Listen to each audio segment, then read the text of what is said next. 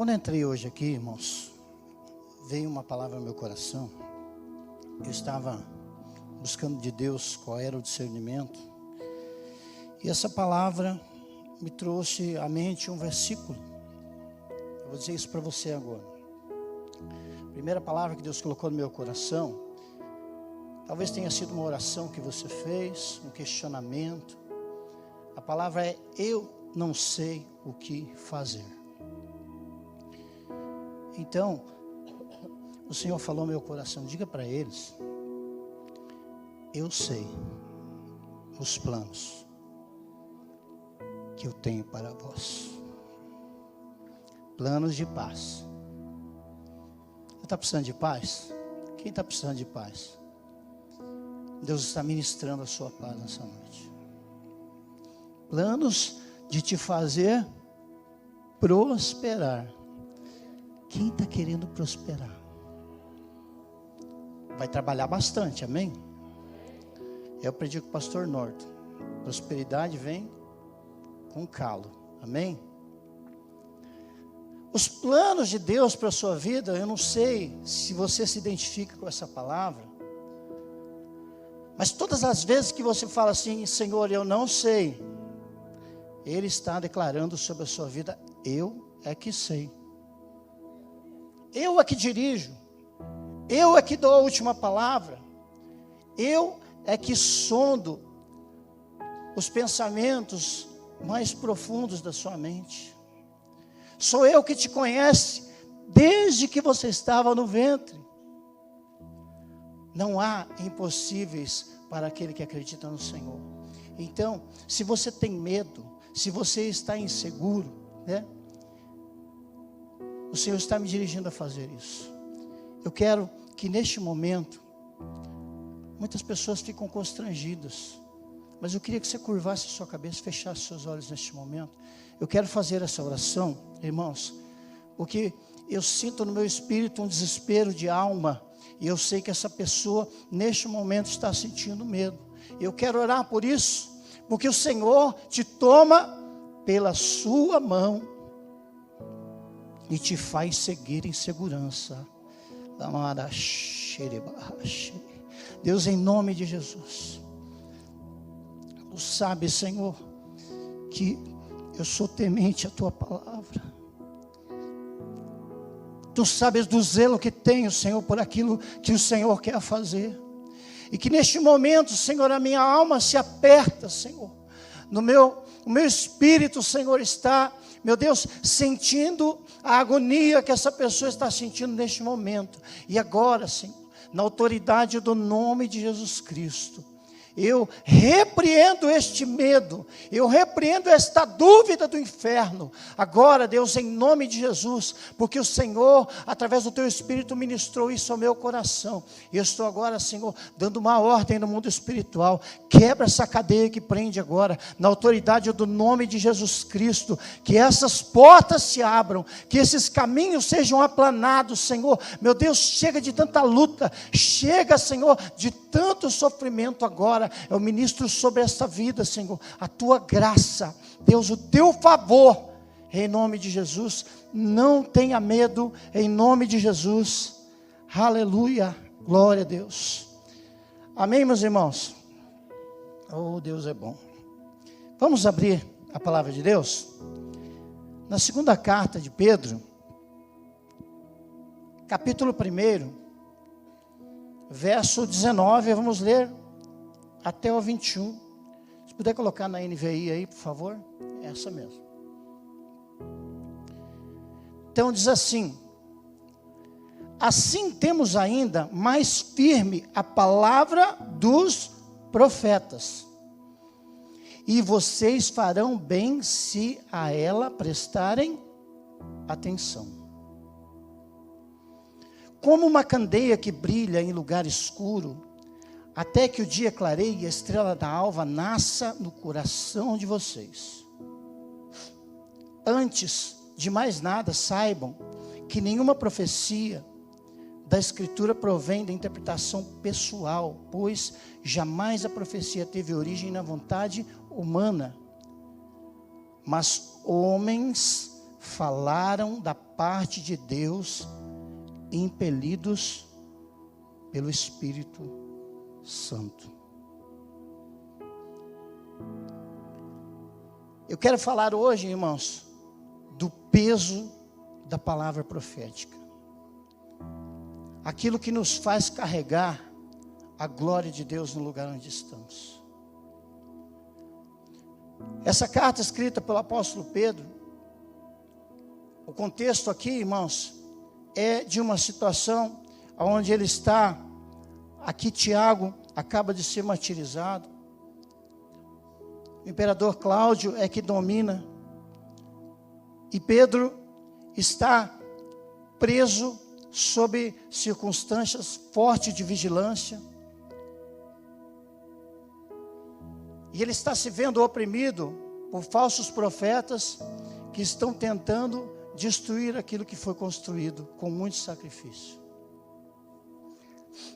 Então ele orienta aqui, irmãos, que a palavra profética seja levada em consideração de que forma que nós lemos? Com muita atenção. Talvez você já tenha sido surpreendido com uma palavra que você não esperava. Já aconteceu isso com você ou não? Aquela palavra rema que o Senhor, parece que foi uma flecha certeira ao seu coração, e aquilo que você estava precisando naquele momento, aquela palavra veio trazer consolo, veio trazer renovo, veio trazer direção. Já aconteceu com você ou não? Amém? O apóstolo Pedro está aqui, irmãos, falando sobre o crédito que se deve dar a essa palavra, porque a palavra profética, ela é como uma luz que acende no meio da escuridão. Ela é como uma candeia, como nós lemos aqui no texto. E ela tem uma origem, irmãos, aleluia. Ela tem uma origem no coração de Deus, e esse Espírito Santo que está hoje aqui criando este ambiente de glória, ele orienta a direção que essa palavra está sendo soprada. Essa palavra ministrada, irmãos, dentro de uma unção profética, ela tem o mesmo poder daquela palavra que Deus usou lá no princípio, quando Ele disse: haja luz e houve luz. Eu declaro sobre a sua vida nessa noite: haja vida, haja luz, haja direção. Essa palavra tem poder, essa palavra vai gerar vida na sua vida. Pedro está aqui, irmãos, depois de, no lugar onde ele não está numa prisão, mas ele está sendo vigiado, ele está privado da sua liberdade, e ele está vendo ao seu redor alguns profetas tentando apaziguar os ânimos, tentando encontrar formas de agradar as pessoas que estão ouvindo e achando que aquela palavra que foi ministrada pelos apóstolos era muito dura, era muito pesada, era muito difícil.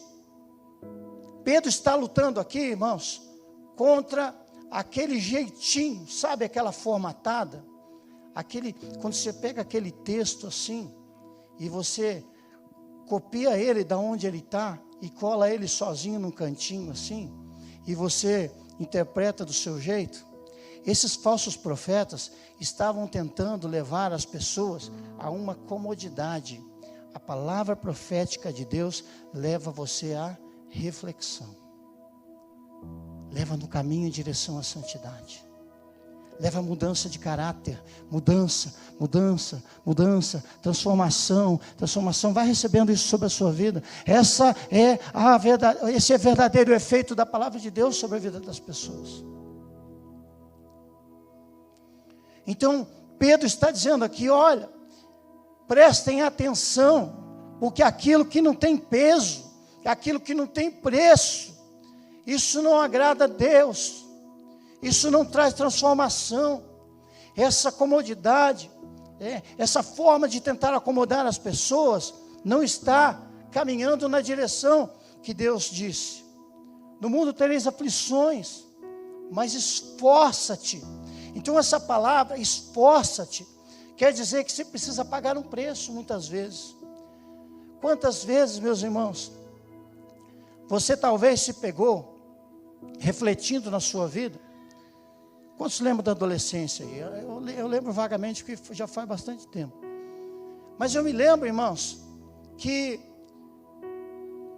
não sei se é só comigo que aconteceu isso, talvez você também, ou o seu vizinho, o seu irmão, aquela pessoa, né?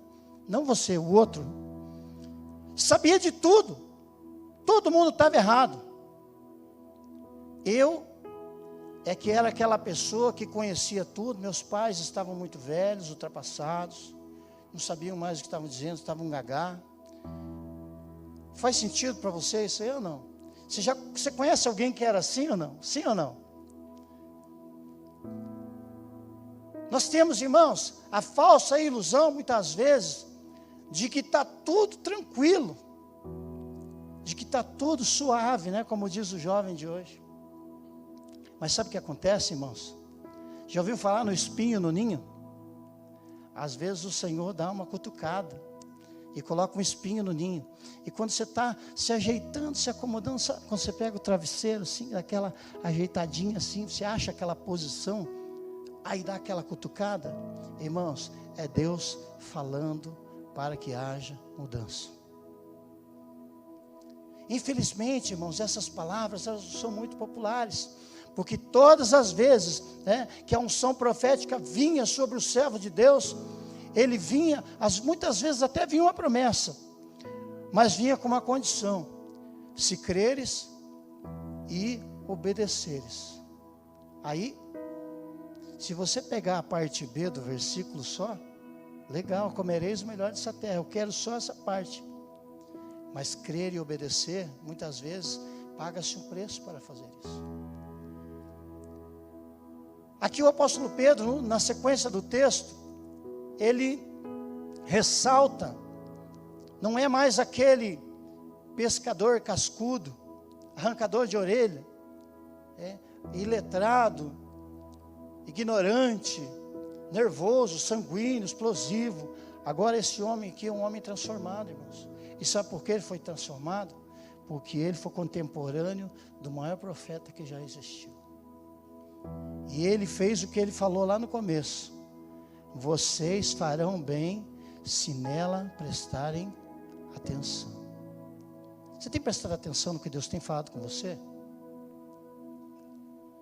Às vezes, irmãos, nós precisamos na nossa vida de uma pequena correção de rota.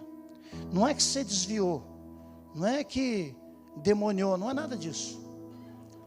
Mas às vezes, irmãos, se você for imaginar no destino de uma aeronave, né, dependendo da distância, se ela desviar 1 centímetro para o lado, depende da velocidade do lugar, da distância onde ela está indo, ela pode parar no outro estado, até no outro país. Então sabe o que a palavra profética faz, irmãos, na prática? Ela ajusta a nossa rota. Às vezes ela vem em forma de um chute na canela.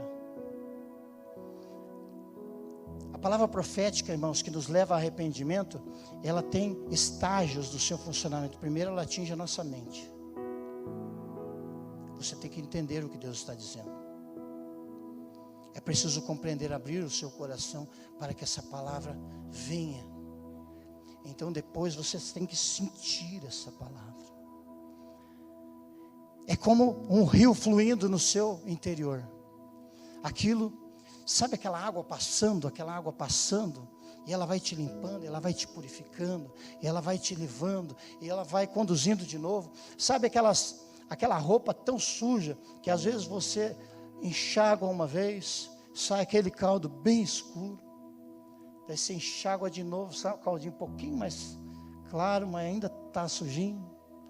Às vezes, irmãos, 3 ou 4 vezes, eu lembro que a minha mãe, ela lavava a roupa do jeito antigo, né? Então ali era a raiz mesmo. E a roupa que a gente ia jogar bola, irmãos. Quando voltava, não dava para ver nem os botões da roupa.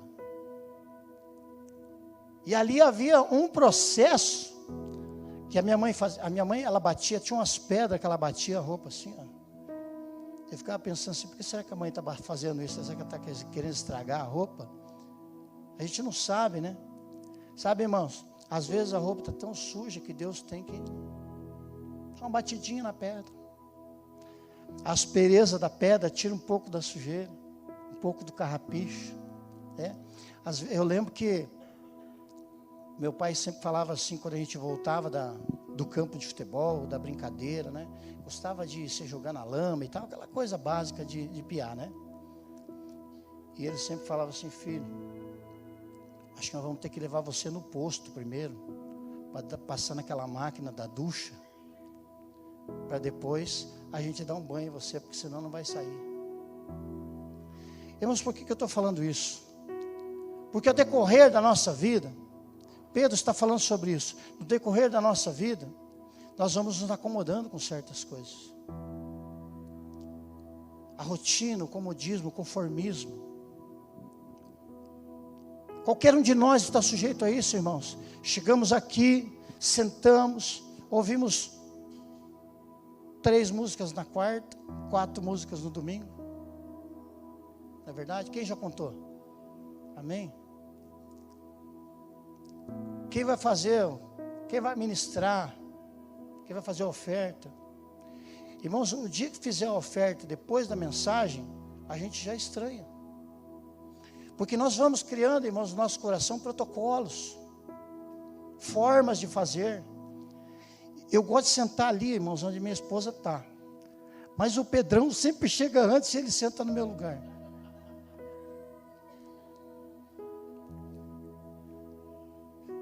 A gente vai criando, irmãos, hábitos, vai criando formas, vai acostumando com a palavra, vai acostumando com a mensagem. Hoje o pastor está um pouco mais aleluiado do que ontem, do que domingo passado. E assim, irmãos, a comodidade começa a tomar conta do nosso coração, e aquela obra que o Senhor estava fazendo, para. E ela só depende da credibilidade que eu dou a essa palavra. Às vezes, irmãos, as nossas opiniões sobre nós mesmos podem divergir um pouco. Deixa eu ver se eu acho aqui a frase. Irmãos, a filosofia bem usada, ela é uma bênção, mas tem que tomar cuidado, né? Eu li algo esses dias de um filósofo.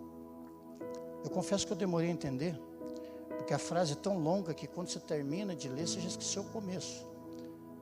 Mas ela tem muito sentido para a nossa vida, preste atenção. Os circuitos de consagração social são tanto mais eficazes quanto maior a distância social do objeto consagrado. É difícil mesmo de entender, eu demorei um pouquinho. Vou te dar um exemplo prático para você entender. O circuito de consagração social, ou seja, o seu momento de evidência, certo? Ele é mais eficaz quanto maior a distância desse objeto, mais eficaz é a comunicação, mais eficaz é o entendimento daquele objeto. Vou te dar um exemplo prático. Imagine que você está, pastor Norte, você está num concurso de beleza. Você vai passar por 3 juízes importantes. A primeira é a sua mãe. O segundo é o seu camarada, o Nilo, que é seu parceiro, aquele parceirão de sempre. E o terceiro é um cara que você nunca viu. Ele está ali, pegaram ele isoladamente. Então nós vamos julgar a beleza do pastor Norton. Qual é a opinião de mais credibilidade? Da mãe é que não é, né? Do amigo, muito menos. Daquele cara estranho, sim ou não? Quem entendeu isso? Então, quanto maior a distância do objeto consagrado, maior a credibilidade, certo? Qual é a pior opinião possível sobre mim mesmo? A minha. Distância zero. Às vezes, irmãos, eu não sou tão bonito quanto eu acho, ou quanto a minha mãe tem certeza, ou tão inteligente, ou tão ungido, ou tão espiritual, ou tão abençoado. Nós precisamos, irmãos, aprender a dar a vazão, e supostamente estejamos errados em algum momento da nossa vida. Uma pessoa, irmãos, que é uma referência, para a minha vida já há alguns anos, é o meu pastor. E eu tenho certeza que dentro da experiência dele, se eu perguntar para ele, pastor, o senhor já se arrependeu de alguma coisa na sua vida? Com tudo que ele carrega, eu tenho certeza que ele vai dizer que já se arrependeu. Sabe o que eu queria, irmãos? Eu queria trabalhar para comprar um Maverick, pastor Norton. Lembra?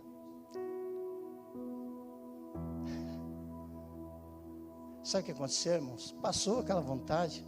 Comecei a ver o preço da gasolina, passou a vontade.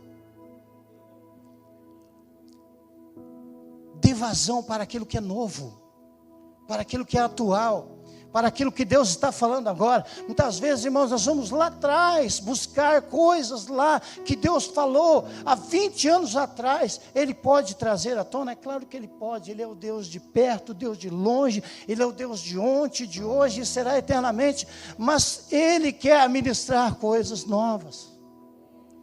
Quer trazer o novo. Ele quer renovar. Ele quer trazer, irmãos, discernimento, entendimento. Havia um profeta, irmão, você pode procurar, a Bíblia fala pouco sobre ele. João Batista, me perdoem se eu estiver enganado, mas eu não consegui achar um milagre dele na Bíblia. E foi, o Senhor Jesus falou, olha, dos nascidos de mulher, esse é o cara, não tem outro. Irmãos, olha quanta gente boa ficou de fora. Davi ficou de fora, Moisés ficou de fora. Diga mais um aí que ficou de fora, importante. Josué, Isaías. Olha quanta gente boa ficou de fora. E sabe que João Batista, na sua simplicidade, pregava? Aquilo que o Senhor também, Jesus, fazia.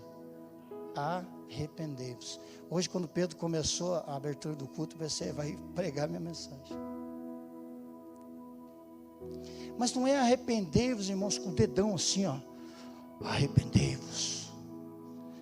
Raça de víboras, ele usava isso porque ele tinha discernimento, né? Sabe por que João Batista fazia isso, irmãos?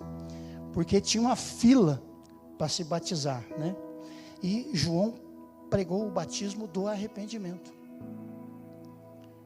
Enquanto Jesus não entrou na jogada, ele falou, vou fazendo assim mesmo e tal. E ele olhava lá na fila, tinha saduceus, fariseus, sabe aqueles penetras que estão ali só para contaminar, só para saber o que está acontecendo?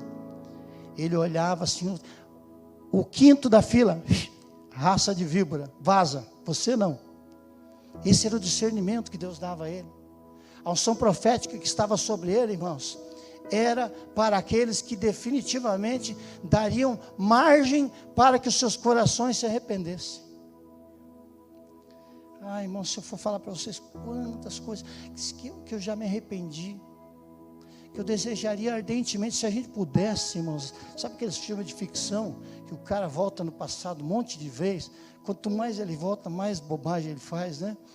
Nunca dá certo aquilo, mas se você pudesse, irmão, voltar lá, e desfazer uma coisa horrível que você fez, você faria ou não faria? Vou te dar uma palavra de Deus que é equivalente a isso. Não faça mais. Amém ou não amém? O charme da vida, irmãos, é esse. É você aprender. Quantas vezes, quem já ouviu aquela frase que diz assim, eu queria ter a experiência que eu tenho hoje, com 18 anos de idade. Tem jeito, irmãos. é levando canelada, é escorregando, é tirando carrapicho, né? Às vezes o pastor chega aqui, irmãos, e descasca uma palavra daquelas assim, que você sai mancando. O livro de Hebreus nos diz que toda repreensão, a princípio, nos traz constrangimento, mas depois ela cria-se um fruto. Sabe o que isso significa, irmãos? É a chapuletada que você levou, ficou ardendo por um tempo, mas depois você entendeu o que precisava. Sabe, irmãos, quando eu penso, nas vezes que eu apanhei da minha mãe, do meu pai foi poucas vezes, mas da minha mãe era quase todo dia. Ia chegando umas 4, 5 horas da tarde, eu falava: filho, você não apanhou hoje ainda. Mas não terminou o prazo ainda. E eu digo para vocês, irmãos, hoje, com a consciência que eu tenho, nenhuma dessas surras que eu tomei da minha mãe, todas elas eu mereci. Todas elas me fizeram chegar onde eu cheguei. Todas as repreensões. Irmãos, as minhas orelhas, eu não sei como a minha orelha não é parecida com aquelas de elfo, sabe? Porque o que eu tomei de puxão de orelha, irmãos, pensa num cara atribulado. Pensa num camarada que merecia. Irmãos, eu não sei como às vezes eu não me bato em mim mesmo, porque quando eu lembro das coisas que eu fazia, mas sabe, irmãos, o que aconteceu comigo? Depois de um tempo, eu cansei de apanhar, me arrependi daquilo. A minha mãe fazia, ela tinha um procedimento. Hoje em dia isso seria passivo de cadeia, eu acho, mas ela me fazia ir lá no quintal, cortar a varinha que eu ia apanhar. E quando eu não tinha experiência, eu ia lá e pegava as fininhas. Sabe aquelas que chupa na perna assim, que a perna e a varinha ficam uma coisa só? Depois foi aprendendo que as mais grossas dói menos. Então ela fazia um ritual. E cada passo que eu dava em direção... Quantos conhecem a árvore de chorão? Já ouviu a árvore de chorão? Rapaz, aquilo tem vara para apanhar a vida inteira, né? Então, a cada passo que eu ia dando, a minha mãe falava assim: vai pensando no que você fez. Eu ia bem devagarinho, irmãos, porque quanto mais tarde chegasse, melhor. Sabe, irmãos, não é porque eu ia apanhar, mas quando eu chegava lá de volta, eu já estava arrependido daquilo que eu tinha feito. E aí um dia eu resolvi desafiar minha mãe, porque ela dava umas 3 assim, era um ritual, né? Ela dava umas 3, e aí você tinha que chorar. Se você não chorasse, então chorava, ela parava e tal, né? Coração mole de mãe. Um dia eu falei: hoje eu não vou chorar, eu quero ver. Mas apanhei, meu Deus do céu.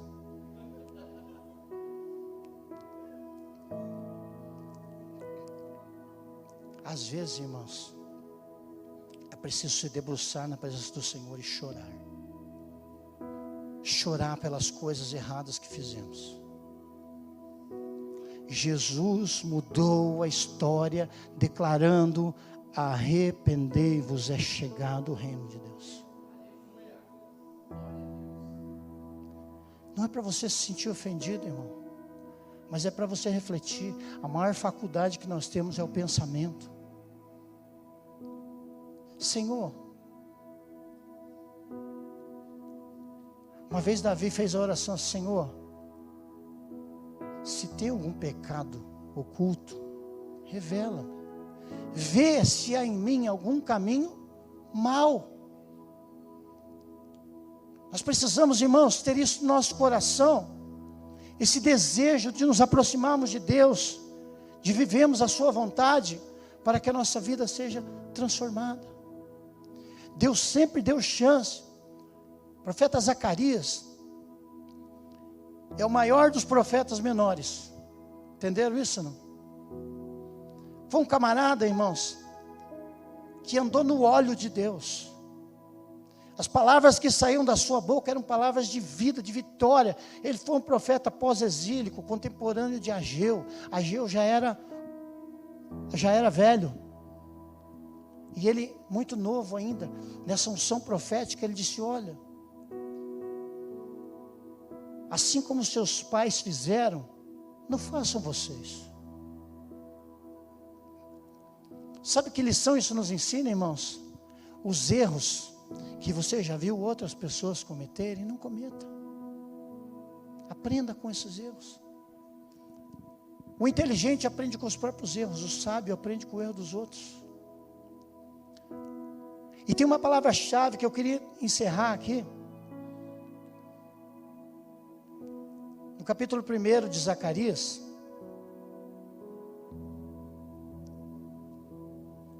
ele fala assim: tornai-vos a Deus, e Ele se tornará a vós. Vamos ficar de pé?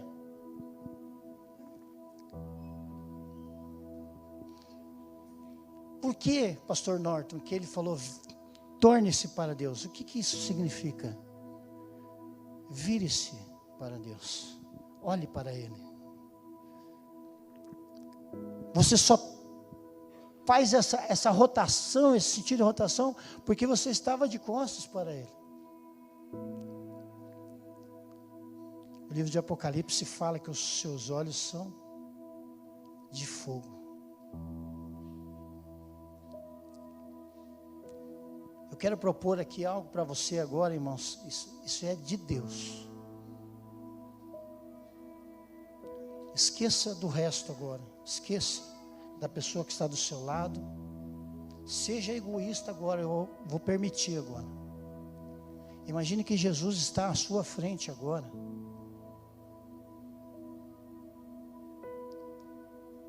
E Ele vai falar para você aquela palavra que Ele disse para o cego: o que queres que eu te faça? Feche seus olhos por um momento. O que queres que eu te faça?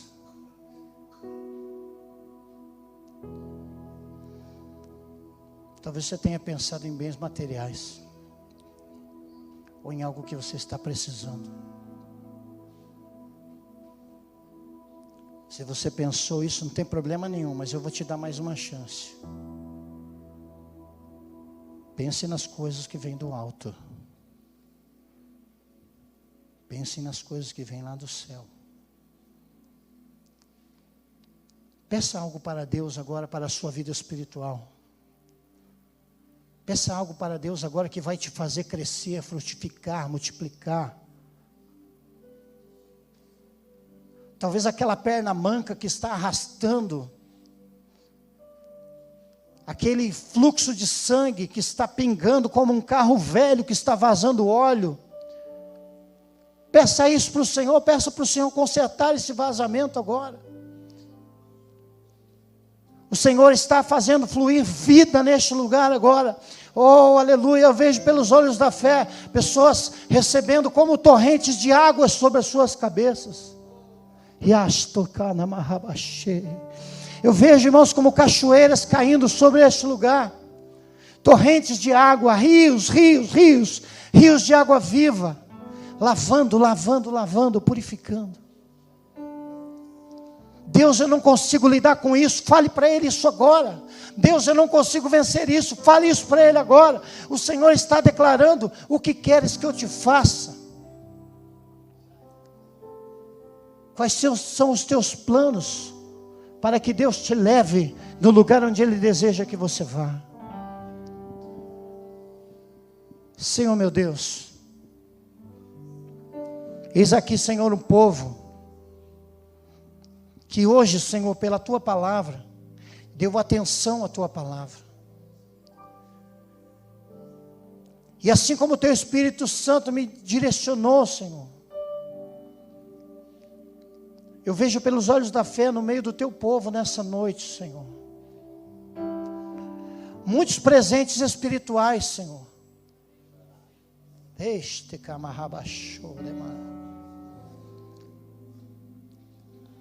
Irmãos, eu vejo algumas pessoas como se fosse uma faca. Ela não chega a ser uma espada. É uma faca um pouco comprida, mas não chega a ser uma espada. E é uma faca muito aguda. A Bíblia nos revela no livro de Hebreus que essa faca, simbolizando a palavra de Deus, ela penetra ao ponto de dividir juntas e medulas, fazendo a divisão entre alma e espírito. Isso tem um propósito. Eu vou declarar essa palavra sobre a tua vida nessa noite. Essa faca, ela perscruta o seu interior agora.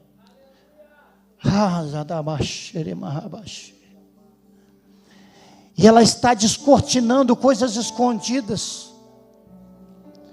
Ela está trazendo para fora aquilo que precisa ser curado. Talvez ao longo desses dias você descubra coisas sobre você que você não sabia.